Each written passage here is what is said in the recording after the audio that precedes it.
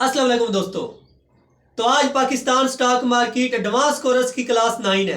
आज हम सीखेंगे पीएनएल स्टेटमेंट क्या होता है। तो पिछली क्लास 8 में हमने सीखा है आरओई क्या होता है, रिटर्न ऑन इक्विटी क्या होता है। तो आज हम सीखेंगे प्रॉफिट एंड लॉस स्टेटमेंट क्या होता है। इसको पीएनएल स्टेटमेंट भी कहते हैं। प्रॉफिट एंड लॉस स्टेटमेंट को पीएनएल स्टेटमेंट भी कहा जाता है। प्रॉफिट एंड लॉस स्टेटमेंट से हमें पता चलता है कंपनी ने साल भर में कितना प्रॉफिट कमाया है या कंपनी को लॉस हुआ है। पीएनएल स्टेटमेंट के अंदर net cell, other income, total expenditure, operating profit, interest, profit before tax, tax, net profit और एडजस्टेड ईपीएस लिखा जाता है। किसी भी कंपनी की वैल्यूएशन करने के लिए पीएनएल स्टेटमेंट का नॉलेज होना बहुत जरूरी है। इससे हमें पता चलता है जिस कंपनी में हम इन्वेस्ट करने वाले हैं उसने पिछले सालों किस तरह अपना जो प्रॉफिट है उसको मेंटेन रखा। तो चलते हैं जी व्हाइट बोर्ड पे, तो तफसील से इस टॉपिक को समझते हैं। पीएनएल या प्रॉफिट एंड लॉस स्टेटमेंट होता क्या है। वीडियो शुरू करने से पहले अभी तक अगर आपने हमारा चैनल सब्सक्राइब नहीं किया तो उसको सब्सक्राइब करें,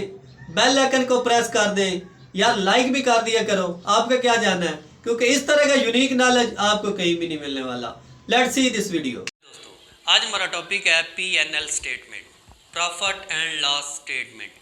प्रॉफिट एंड लॉस जो स्टेटमेंट है उसको फाइनेंस में बहुत ही ज़्यादा अहमियत है। इसमें हमें साल भर में पता चलता है कंपनी ने कितना प्रॉफिट कमाया है या कंपनी लॉस में गई है। अस्सलाम वालेकुम, मैं हूं वकार बलवाना। तो आप जुड़ चुके हैं वैल्यू इन्वेस्टर बनने के लिए। तो प्रॉफिट एंड लॉस जो स्टेटमेंट है उसको पीएनएल स्टेटमेंट या पीएनएल भी कहते हैं। प्रॉफिट एंड लॉस स्टेटमेंट हमें ये बताता है कंपनी ने साल भर में कितना प्रॉफिट कमाया या कंपनी नुकसान में रही। तो हम आसान तरीके से समझेंगे जी प्रॉफिट एंड लॉस स्टेटमेंट को। तो पहली है जो नेट सेल। नेट सेल क्या होता है, कंपनी एक साल में कितनी चीज़ें बेचती है उसको नेट सेल कहते हैं। एक साल में कंपनी जितनी भी चीज़ें बेचती है उसको नेट सेल्स कहते हैं। एक साल में जितनी भी सेल कंपनी करती है उसको नेट सेल कहते हैं।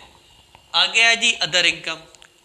अदर इनकम सेल्स के अलावा कंपनी जो भी अदर तरीके हैं, मिसाल के तौर पर अगर कंपनी के पास ज़मीन है तो उसका किराया आ गया, या कंपनी ने म्यूचुअल फंड में इन्वेस्ट कर रखा है, तो सेल्स के अलावा कोई भी इनकम होगी वो प्रॉफिट एंड लॉस स्टेटमेंट में अदर इनकम वाले कॉलम में लिखी जाएगी। तो अगला हमारा है जी टोटल एक्सपेंडिचर, टोटल खर्चे। तो इसमें नेट सेल और अदर इनकम इन दोनों को लाने में जो भी खर्चा कंपनी का होता है उसको टोटल एक्सपेंडिचर में लिखते हैं। इसमें वर्कर्स की तनख्वाहें होती हैं, बिजली का बिल और जितने भी खर्चे हैं उनको इस कॉलम में लिखा जाता है टोटल एक्सपेंडिचर के। Operating profit. ऑपरेटिंग प्रॉफिट हमें ये बताता है कंपनी ने साल भर में बेचने के बाद कितना प्रॉफिट कमाया। एशिया बेचने के बाद जो प्रॉफिट कमाया है प्रॉफिट एंड लॉस स्टेटमेंट में उसको ऑपरेटिंग प्रॉफिट के कॉलम में लिखा जाएगा। इसके बाद है जी इंटरेस्ट। इंटरेस्ट जैसे आपने नाम से जाहिर है, तो अगर कंपनी ने कर्जा ले रखा है, अगर कंपनी ने कर्जा ले रखा है तो उस पर जो वो सूद अदा करेगी उसको इंटरेस्ट वाले कॉलम में लिखा जाएगा। है जी डिप्रिएशन। मिसाल के तौर पर आपने 20,000 का लैपटॉप लिया है और आपने 50,000 का कारोबार शुरू किया है, उस पर आपने लाख रुपया प्रॉफिट कमाया है, तो उसमें आपको प्रॉफिट कितना हुआ है। तो 20,000 का आपने जो लैपटॉप लिया था वो आपने 2 साल का सोच के लिया था। कोई भी कंपनी कारोबार करती है या मशीनरी या आईटी कंपनी ले लें, वो कोई भी अपना सेटअप लगाती है, उसको पता होता है 5 साल 10 साल कितने की सेटअप की मशीनरी है वो कितने सेटअप के लिए ख़रीद रही है। तो वो जो ये खर्चा होता है वो एकदम एक साल पे डिवाइड नहीं प्रॉफिट एंड लॉस स्टेटमेंट में होता। प्रॉफिट एंड लॉस स्टेटमेंट है उसमें यकदम एक साल में खर्चा नहीं हो जाता। इसमें ये है डिप्रिसिएशन में, अगर हमने चीज़ खरीदी है तो उसको हम डिवाइड कर दें, 2 साल के लिए खरीदी है तो 10,000 इधर लगाएंगे तो हमारा 40,000 प्रॉफिट जो है वो नेट प्रॉफिट निकल आएगा। तो अगर हम इसको इसमें नहीं लिखेंगे तो फिर तो वो यकदम एक साल में ही लगाना पड़ेगा ना।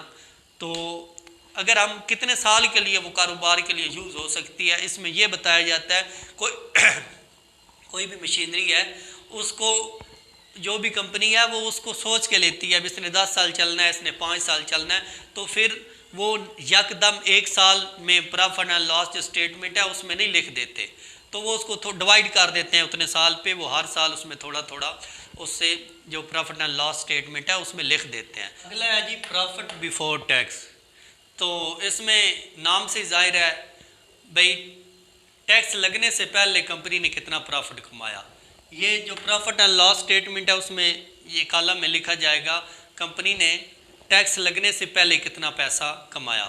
तो उसके बाद है जी टैक्स का तो हर बंदे को पता होगा हर बंदे पे जो लगता है, तो टैक्स वो है जो कंपनी पे हुकूमत की तरफ से लगाया जाता है, उसको टैक्स कहते हैं, जो कटौती होती है। अच्छा, उसके बाद है नेट प्रॉफिट।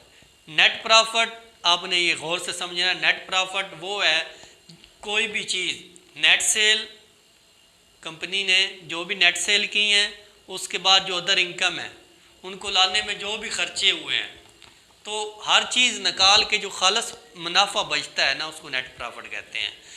नेट प्रॉफिट से मुराद कंपनी ने जो भी चीज़ बेची है, जो भी उस पर खर्चे आए हैं, जो भी उस पर लेबर कास्ट लगी है, बिजली के बिल, सब खर्चे निकाल के जो कंपनी को खालस मुनाफा बचता है ना उसको नेट प्रॉफिट कहते हैं। अच्छा जी, एडजस्टमेंट ईपीएस। नेट प्रॉफिट जो कंपनी का होता है उसको टोटल नंबर ऑफ शेयर पर जब तकसीम कर देते हैं तो एडजस्टमेंट ईपीएस निकल आता है। ईपीएस का तो आपको पता होगा, अर्निंग पर शेयर। इसमें टोटल सारे जो खर्चे निकले होते हैं उसमें नेट प्रॉफिट को टोटल जब नंबर ऑफ शेयर में तकसीम कर दिया जाता है तो उसके बाद ईपीएस आ जाता है एडजस्टमेंट। तो मैं उम्मीद करता हूँ आप दोस्तों को समझ आ गई होगी, जिसको समझना है तो वो कमेंट में पूछ सकता है।